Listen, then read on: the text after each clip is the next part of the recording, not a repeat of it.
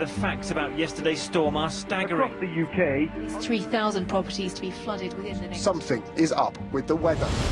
I'm weatherman Alex Beresford, and in this series I'm investigating why Britain's recent extreme weather has been so bad. Hailstones coming through open windows last night. I'll be looking at floods, I can't believe it. damaging storms, deadly drifts,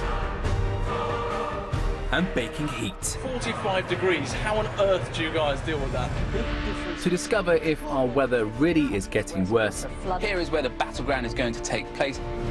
I'm trawling through centuries of British history to compare weather from the past with our weather now, and seeking out the science that can now provide the answers.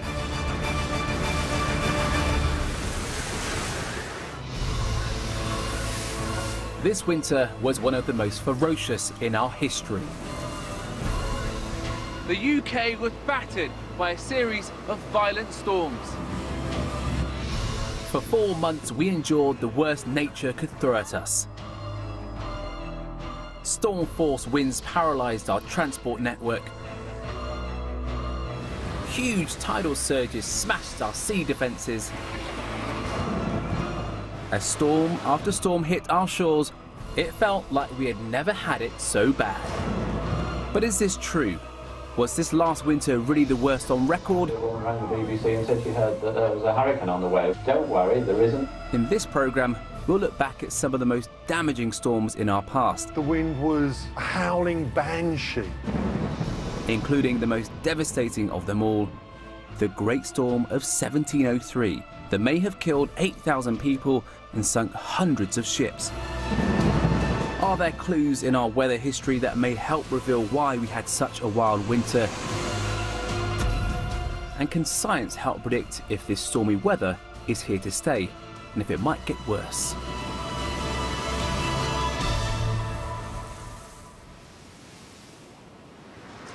For millions of people, the start of 2014 was a washout.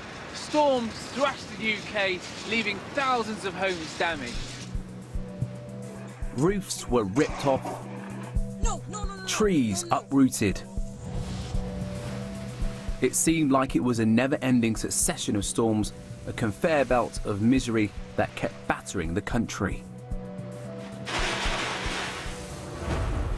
For a professional few, the big seas and high winds brought extreme challenges. But elsewhere, the storms brought death and destruction to the UK. Over the winter, 18 people died from the weather. Our coasts were eroded at 10 times the normal rate, and our sea defences and coastlines took a severe battering. oh my God! In all, we were hit by 13 major storms between last October and this February, making it the stormiest winter in the UK for over 20 years. And it was the best documented ever, as the age of the smartphone captured some extraordinary images.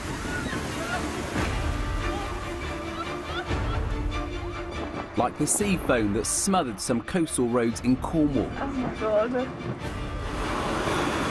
The huge waves that swamped the fishing village of Newlyn.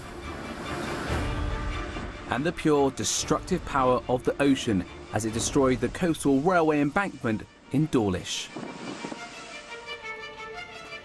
Winter storms are common in the UK, but what surprised weathermen like me about this winter's were their intensity and their persistence. To understand what's been happening this year, we need to look out into the Atlantic, to where our storms are born. The British Isles sit on a belt around the planet called the mid-latitudes. It's where the cold air from the poles clashes with the warm air from the tropics.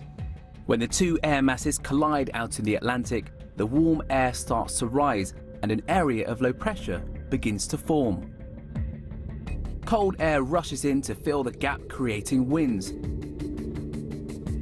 They rotate around the low pressure centre in a spiral. It's called a cyclone. For the past 200 years, sailors have used the Beaufort scale to measure the speed of these winds. When they reach 55 miles per hour, it's a force 10, and a storm is born.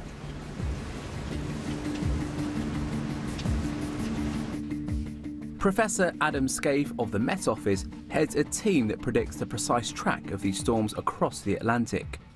The wind flows around in an anti-clockwise direction around that low pressure system, and the closer the isobars, the stronger the winds. So if you look on the southern side of this cyclone, you can see very tight contours, very strong damaging winds that can damage everything from houses to power lines. The lower the atmospheric pressure in the centre of the cyclone, the stronger are the winds that flow around it. And this winter, they have been very strong. December turned out to be the windiest month on record for nearly 50 years. We regularly had storm force and even hurricane force winds. Winds of this strength cause enormous damage, and I want to show you just how dangerous they are if you're caught in a storm like this.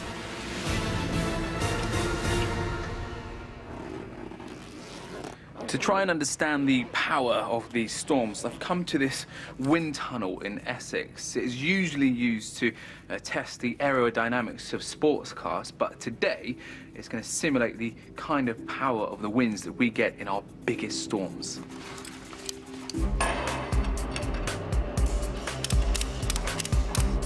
The guinea pig is me. I'm going to lash you down. Yeah. So you don't take off. Take off? Don't fight the wind. You'll never beat the wind. Okay. Good luck. Thanks. Right. When that door opens, I'll be blasted by a 55 mile per hour wind. That's storm force on the Beaufort scale. This wind speed was common throughout our stormy winter. Straight away, I'm struggling. Wow, that's quite strong. Now I'm leaning into the wind, so that's why I can still stand. But if I stood up straight, I wouldn't be able to stand up. Storm force winds are pretty much impossible to walk against. They cause a lot of damage to buildings and trees. The safest place to be is indoors. At sea, this wind speed would create waves 7 to 10 meters high. I'm really having to fight with myself to stay in one place. We're going to go even stronger now, up to around 74 miles per hour. That is the threshold for hurricane force winds. Winds this strong gusted through London on the 28th of October last year. Hurricane force winds will uproot trees and cause widespread devastation.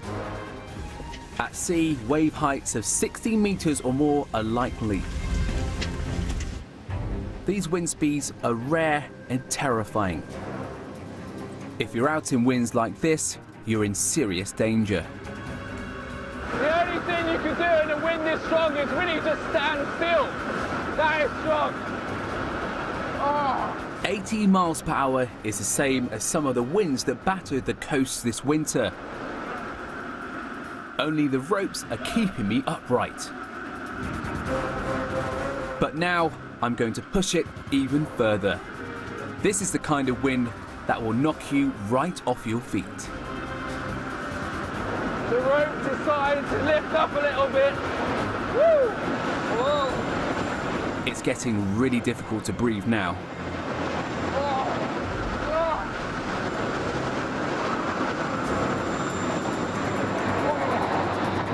105 miles per hour. That's about the wind strength at the Needles on the Isle of Wight on January the 3rd this year.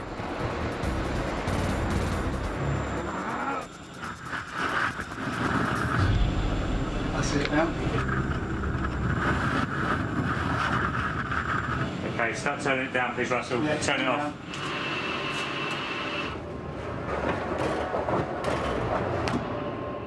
You alright?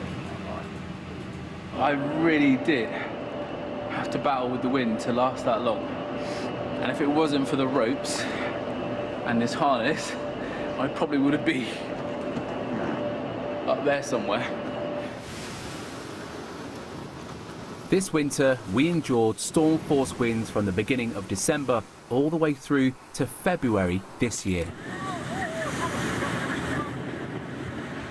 No part of the UK escaped unscathed. It was a really long spell of stormy weather felt by everyone in the country. But what was going on? How did such an intense spell of bad weather happen?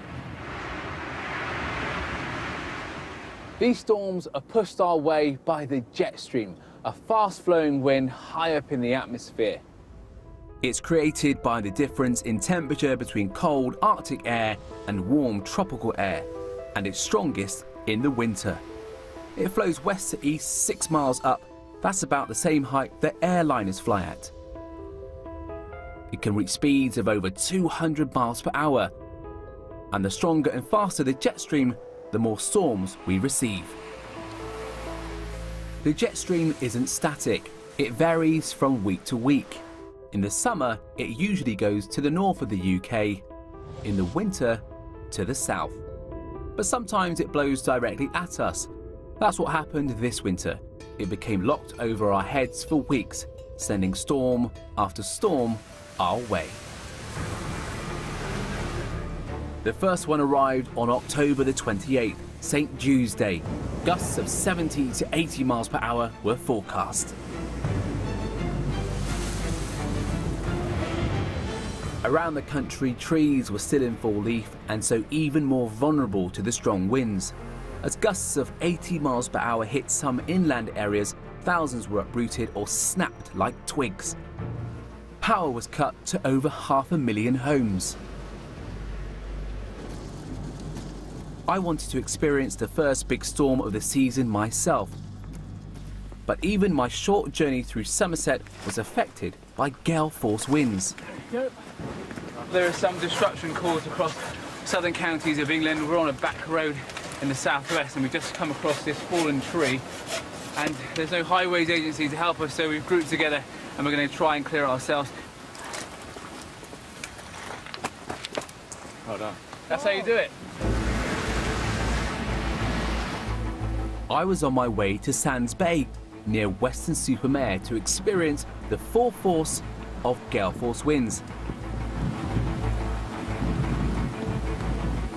Well, this storm, St. Jude, as it came across the Atlantic, we expected it to be one of the big ones in the last few years. It wasn't that, but it certainly has caused some destruction with the very high winds. St. Jude's was just the start. Over the next 4 months, 12 more major storms hit the UK. It seemed like a conveyor belt of bad weather was rolling in from the Atlantic. But was this winter unusual? To answer that, we need to take our latest understanding of the weather and go back in time to see if we can shed some light on some of Britain's greatest ever storms.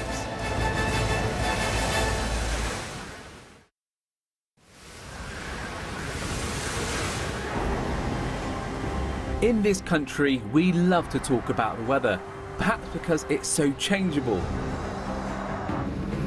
And this winter, there's been plenty to talk about. Record-breaking rainfall, flooding, and travel chaos. But tragedy has also walked hand in hand with the storms. 18 people died as a direct result of the bad weather. It cost the UK economy hundreds of millions of pounds. At the time, we focus on the loss and devastation, often forgetting that we've seen this type of thing before. The Met Office looks at weather records going back hundreds of years to find patterns that may help in future forecasting. You do see cluster rings. When we go through into the 1990s, the jet stream got very strong for many of those winters, particularly in the early 90s. And that was associated with many winters with extreme flooding and extreme storminess. During the winter of 1990, we were hit by a succession of 12 storms. It was very similar in pattern to the storms we've experienced this year. The biggest hit on the 25th of January, Burns Day. A low pressure system came in off the Atlantic with a barometric reading of 953 millibars. That's similar to the lowest pressure we saw this winter. The storm headed inland towards built-up areas and hit during the daytime when people were out and about. Storm-force winds whipped across a massive area from southern England and Wales to the northeast. Some gusts were over 100 miles per hour, and strong winds hitting major cities caused mayhem. The Burns Day storm was devastating. It caused twice as much damage as all this year's storms put together, and tragically, 47 people lost their lives, more than in any other storm in the last 60 years. The Burns Day storm was one of many to hit during the winter of 1989 and 1990. It was part of a long period of extreme weather spanning several British winters, but one of them left an indelible mark on our national consciousness. Earlier on today, apparently a woman rang the BBC and said she heard that there was a hurricane on the way. Well, if you're watching, don't worry, there isn't. Michael Fish, like most other forecasters, didn't see it coming. It looked like a regular storm, but as it approached the south coast, it rapidly and unexpectedly intensified as the atmospheric pressure dropped to 951 millibars. It was to turn out to be the most ferocious storm since another catastrophic hurricane back in 1703, and it followed almost exactly the same track. On that fateful day in 1987, a geography teacher, Paul Kaczmarek, was leading 72 children on a field trip to the Dorset coast. They were staying at a caravan park overlooking Chesil Beach. Paul's own filming of the trip has become one of the best records of the great storm from that area of Dorset. He's retired now, but he'll never forget that day. The kids were having a whale of a time. They'd be running up the beach and a gust would come in from the sea. The winds would something like 60 or 70 miles an hour, and it would just knock them over like a bowling pin in a bowling alley. Although the winds were very strong, there was no real indication that there was going to be anything out of the ordinary. The only thing that was really different was the wind was really warm, really humid, and it seemed to have a power and a body and a character that I'd never experienced before. We had no idea how the weather would change. The group headed back to the campsite around 5 p.m. when the wind speed started to increase. This is right on top of a ridge, and you can see down here the way the caravan site is really, really exposed. And the wind was coming from over there. It was coming off the English Channel, blowing straight up this hill. I heard the sound of what could only be described as an express train. And the noise was just incredible. It seemed to be coming up the hill. Suddenly, the side of the caravan just went whoom, and really pushed in. Anything that was loose was just being picked up and blown around. It was like being hit by a helicopter. The wind was a howling banshee. It was vicious. It had a strength and an energy that I'd never experienced before. This van here and this van here, both had been turned over as though a bomb had gone off. We put 72 kids into 3 minibuses and drove them down the hill. A section of corrugated roof was ripped from a chapel just across the road. It flew through the air and struck the side of one of the minibuses, a mere 3 inches below the windows. If it had been 3 inches higher, it would have gone through the glass and probably killed students. It would have been a disaster. The next day, the group returned to what looked like a bomb site. If we'd have stayed in those caravans another 5 or 10 minutes, I'm pretty sure that they would have turned over with the children in them. They were silent. They realised just how close they'd come. We were really lucky to survive, and they will remember it for the rest of their lives. Luckily, everyone got away safely, but in such high winds, it could have been a lot worse. During the Great Storm of 1987, gusts of 94 miles per hour were recorded in London as the storm raged for 3 hours across the capital and parts of the southeast. The morning after, people awoke to scenes of devastation. 18 people lost their lives. If it had hit in the daytime, the death toll could have been much higher. For several days, life ground to a halt in the southeast of England. It's thought it may have even influenced Black Monday, the international stock market crash, which took place on the first day back to work after the storm. The Great Storm of '87 was the most destructive in over 280 years. It felled over 15 million trees. In the southeast of England, whole forests were flattened as if they'd been hit by a nuclear blast. But what had caused these hurricane-force winds? It took science 17 more years to solve the mystery. When reviewing satellite data of the storm, they spotted a strange hooked cloud on the southern flank of the cyclone. It looked a bit like a scorpion's tail. The Great Storm of '87 revealed a completely new weather phenomenon, the sting jet. This is a satellite image of the storm. And what it shows is the centre of the low pressure over central southern England. We had warm air coming in off the Atlantic and flowing northeastwards along the bottom, cold air coming over the top and heading southwest. And this forms what looks like a hooked tail. You can probably see it just here, a bit like a scorpion's. Now the air above the scorpion's tail can be very unstable and rush towards the ground. And as it accelerates, it forms what we call the sting jet. This is a powerful 100-mile-an-hour wind which can literally smash anything in its path. From 2 miles high, the sting jet accelerates to the ground, falling like an avalanche. Only a handful of sting jets have ever been spotted. The Great Storm of 1987 was the first to be documented. I want to show you why sting jets are so dangerous. They turn everyday objects into deadly weapons.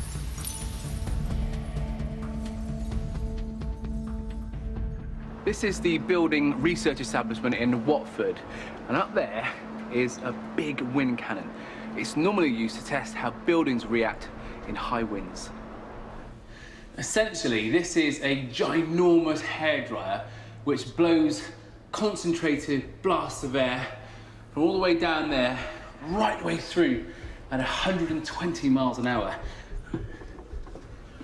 Okay, so what we're going to do is use everyday objects. We've got some slate, wood.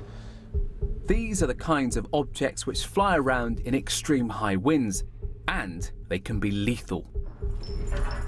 Okay, we are nearly there. Chris, if you turn on the winds, let's get this on the road. Okay, we're going to start off by throwing some slate into the garden fence. You can already see the effect that just the wind is having on it at the moment. It's really shaking around. The wind is now blowing at 120 miles per hour.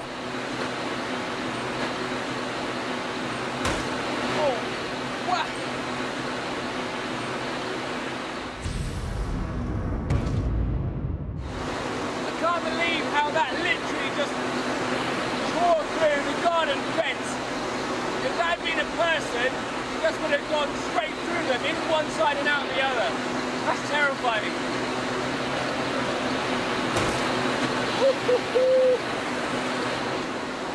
This is a very standard piece of wood.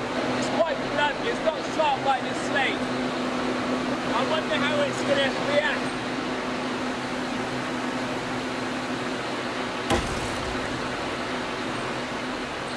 Oh my gosh. The piece of wood just ripped straight through it. Be strong enough to break a rib, really hurt you. Thankfully, sting jets that do this sort of damage are rare. The extended stormy period that happened during the late 80s and early 90s blasted the UK for 5 long winters. So were these winter storms a one-off event, Or are they just the start of another cluster of storms heading for the UK? Well, to gauge that, we're going to need to look back a lot further in time.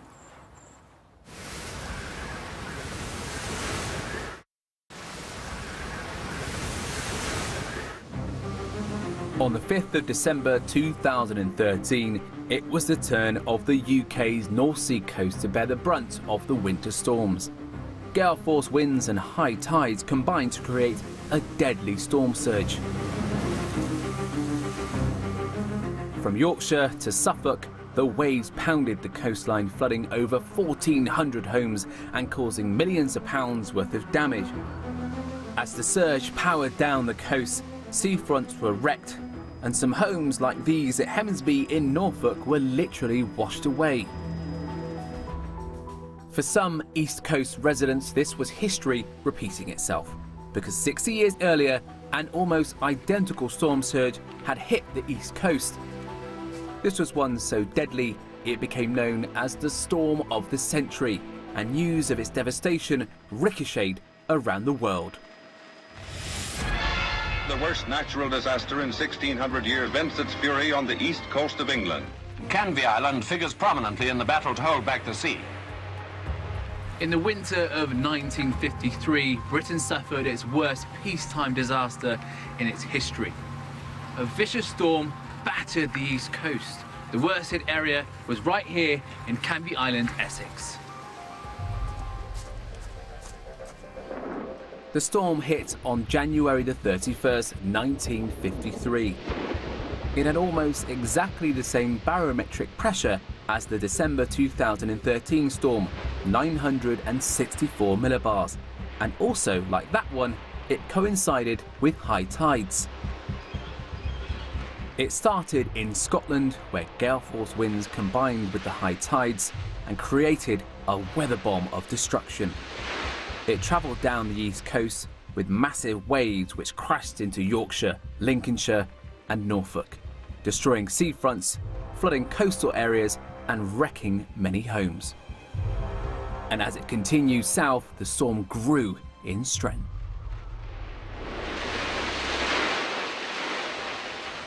As it intensified, the low pressure sucked a bulge of seawater upwards, creating waves that were 5.5 meters higher than usual. They moved down the east coast like a slow-moving tsunami, flooding coastal areas. The bulge of water was somewhere around 90 billion gallons. As it races down the North Sea, well, you can probably see the problem.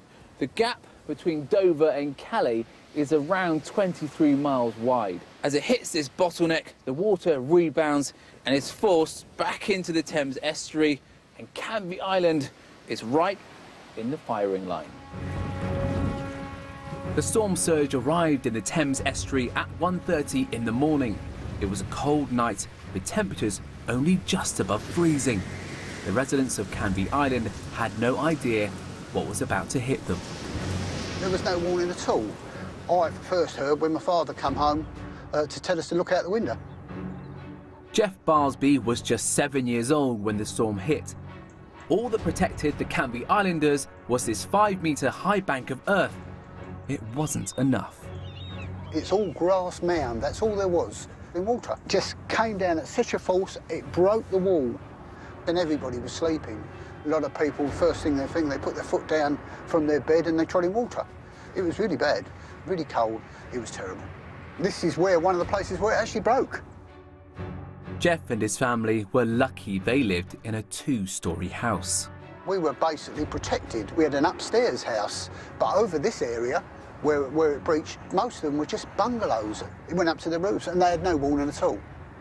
That's another picture of, shows you how far it come up on the houses, almost up to the roofs and certain roofs. You didn't stand a chance, did you? You didn't stand a chance.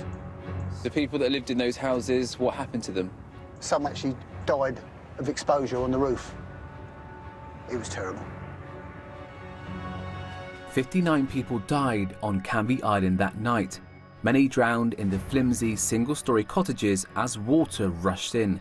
Others were lost in the chaos of that cold, dark, stormy night. Rescuers did what they could, but there had been no warning. The next day, in scenes reminiscent of First World War trenches, the military tried to stem the next high tide with sandbags and helped to evacuate the entire island of 12,000 residents. In total, the storm claimed the lives of 326 people in the UK. In the Netherlands, a further 1,800 people drowned. It had been the storm of the century and had exposed just how vulnerable the UK was to extreme weather.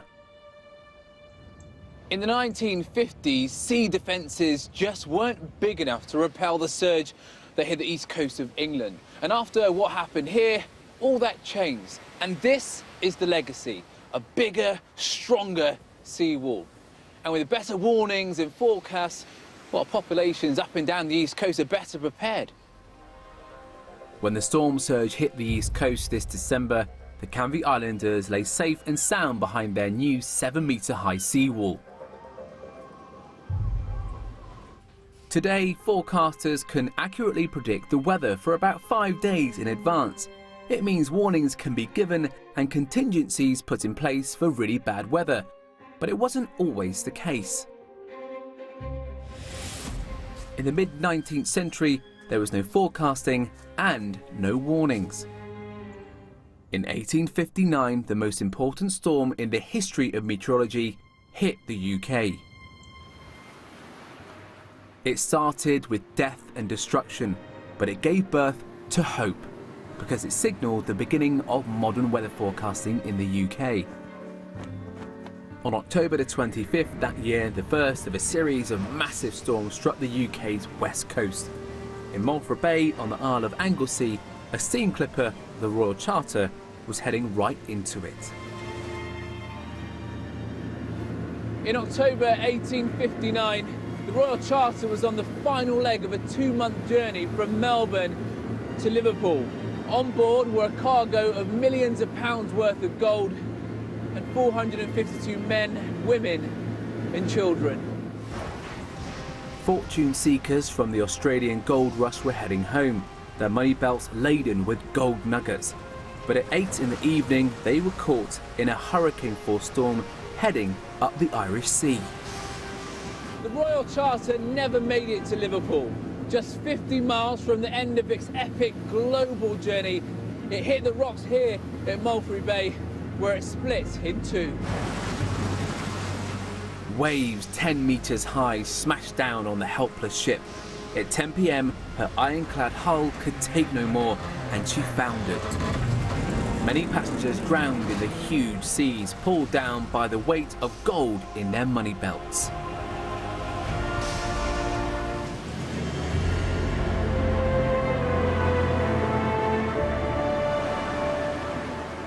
Well, Alex, this is actually the site where the Royal Charter went down, and up on the rocks there is where the monument for the Royal Charter. So the shipwreck is actually... The shipwreck is right underneath us now. Really? Yes, yeah. Most of it, the shipwreck now is actually subsurface underneath the seabed. And what about the gold? Well, the gold, we're still not sure whether it was all recovered. But... Many of the bodies still lie in these treacherous, shallow waters.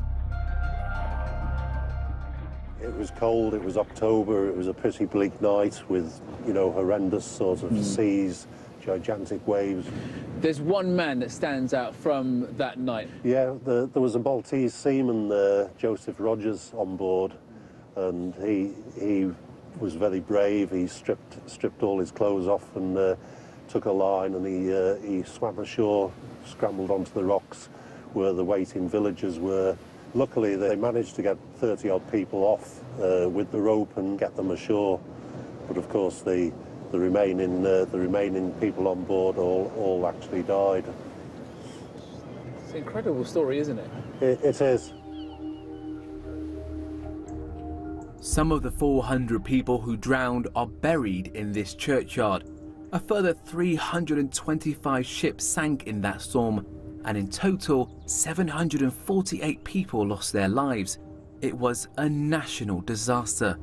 But it often takes a disaster of this scale to bring about change. And it was this man, Admiral Robert Fitzroy who would do it. Fitzroy had already gained fame as the captain of the Beagle, which took naturalist Charles Darwin on his voyages. A career at sea had given him a lifelong interest in trying to forecast the weather. During the 1859 storm, Fitzroy was taking detailed weather observations. And in this church above Malfra Bay, you can see his charts of the Royal Charter Storm. These are copies of the weather maps at the time during the storm. They're not too dissimilar from the ones that we see today.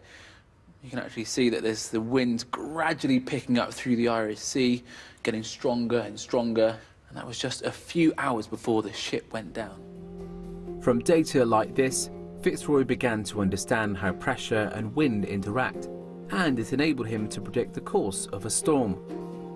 This is one of his weather data illustrations. It shows the storms developing at the border between the tropical and polar air masses, and looks remarkably like the satellite images I use today. Fitzroy went on to set up the Met Office, and from then on, daily weather reports have been published in newspapers. The Royal Charter Storm was a catastrophe, but it was nothing compared to the ferocious storm which ravaged England 150 years earlier. The Great Storm of 1703 was one of the most severe natural disasters ever recorded in southern England.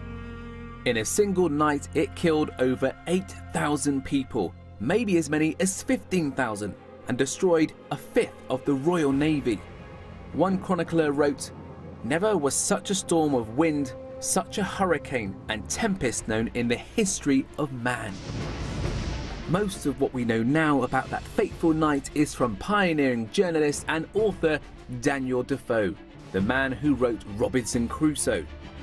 On the 27th of November 1703, Defoe noticed his barometer dropping like a stone to 950 millibars. An almighty storm was brewing. It came racing across the Atlantic, and at 1 a.m. it hit London. For 6 whole hours, a 120-mile-an-hour windstorm rampaged across the city. That's stronger than anything we have experienced in living memory. Defoe described a deafening noise. The roaring had a voice as much louder than usual, as the fury of the wind was greater than was ever known. We don't know for sure, but it had the hallmarks of an almighty sting jet, but 30 miles per hour fiercer than the Great Storm of 1987. It smashed through London like a weather bomb. Houses were stripped of their tiles, which rained down on the streets. Even royalty feared for their lives. Queen Anne and Prince George fled from their room in St. James's Palace just minutes before the chimney crashed in. And all across the country, whole forests were felled like matchsticks and church spires were blown down. But it was at sea where the real terror was wrought. In Milford Haven, 100 merchant ships were lost. 140-mile-per-hour gusts howled down the English Channel. In just 24 hours, the Royal Navy lost 14 ships and 1,500 seamen. When it was over, Defoe wrote, "Thus ended the greatest and longest storm that ever the world saw." History shows us that storms in this country are nothing new. There are peaks and patterns in frequency and intensity. So are we entering one of those stormy peaks now? And if so, what can we expect in years to come?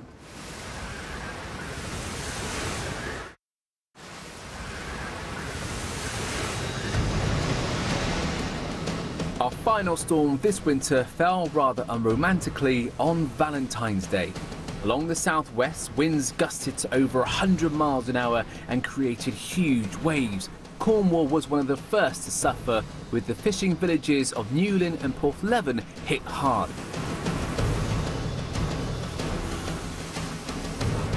By now, we were beginning to get used to it. Storm number 13 in this year's winter series. Coastlines like this one suffered terribly last winter, but similar storms have been seen in Britain for centuries, and now we believe there are patterns to these events. Scientists like Dr. Len Shaffrey look for those patterns by searching through historic weather records and comparing the number of storms which have hit Britain each year. So when people have looked at storminess in the past, they found two periods when it's been particularly stormy in the UK. The first of these was in the early 20th century, and then again in the 1990s when we had really, really intense storms like the Great Storm, October Storm of 1987, and the Burns Night Storm. During those periods, the North Atlantic jet stream is much stronger than usual and brings all the storms into the UK. If we look year to year, what we tend to see is lots and lots of variability because the climate system is a chaotic system. And we've got periods when we've had hardly any storms, which is 2010, for example. The winter then was very cold and there was very few storms. And then last year, 2013-14, when we had storm after storm after storm. Accurate weather records only go back 140 years. But historical accounts suggest that the Great Storm of 1703 was part of a cluster of storms that had begun 5 years earlier in 1698. So what about the winter we've just had? Could this be the beginning of another stormy period in British history? To answer that, we need to be able to predict the behaviour of our old friend, the jet stream. It can flip daily from meandering and missing us to getting stuck above us and directing storms our way. During much of the winter, the jet stream strengthened and was locked directly over the UK. It meant storm after storm was delivered straight to the south coast. The same thing happened during the stormy peak in the late 80s and early 90s, when the Great Storm of 1987 hit.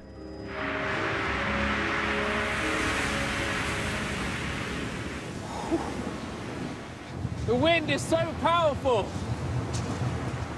It really is churning up the sea.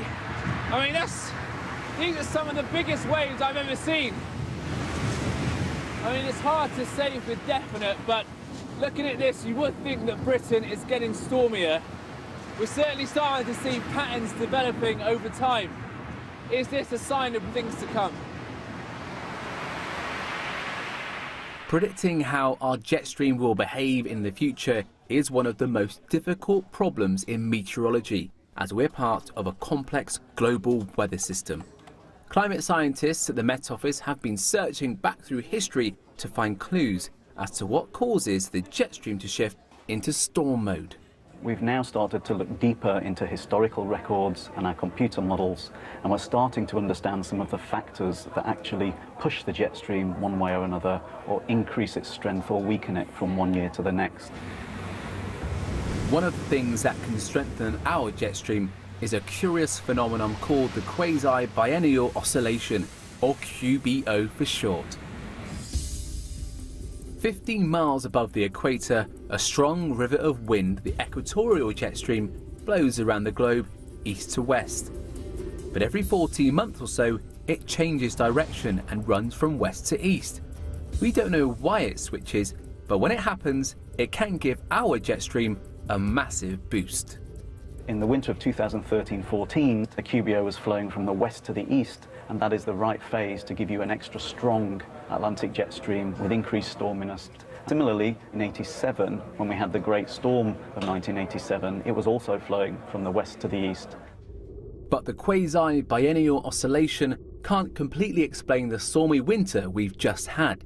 This year, a second factor was involved, a weather event that happened on the other side of the world.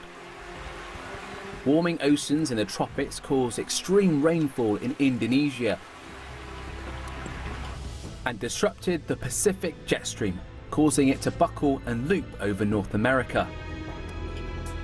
This helped create the conditions for the polar vortex, which brought extreme cold weather to North America. Niagara Falls froze, and some areas recorded temperatures of -38°C.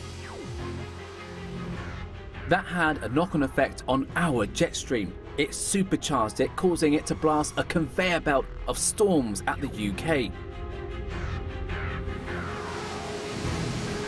What was so exceptional this winter was that the stormy period lasted for such a long time. So was this a taste of things to come? The historical record would suggest that it may be, but scientists remain cautious. 2013-2014 was unusual in that we had such a persistent string of storms coming into the UK. As for what's going to happen next year, well, we just don't have the capability in order to forecast a year ahead. So at the moment, we just don't know whether next year is going to be just as stormy as last year. As yet, no one can say for sure if our weather is getting worse. But there's an added complication that will affect our weather in the long term: climate change. The planet is slowly warming up and sea levels are rising. That's affecting our atmosphere in ways that we are only just beginning to understand. Under climate change, the atmosphere is going to be a lot warmer, which means that it'll be able to hold a lot more moisture, which means that the rainfall rates we'll experience by the end of the 21st century are going to increase. And it won't just be rain. We're expecting to see increases of the order of 5 to 10% in the number of storms affecting the UK.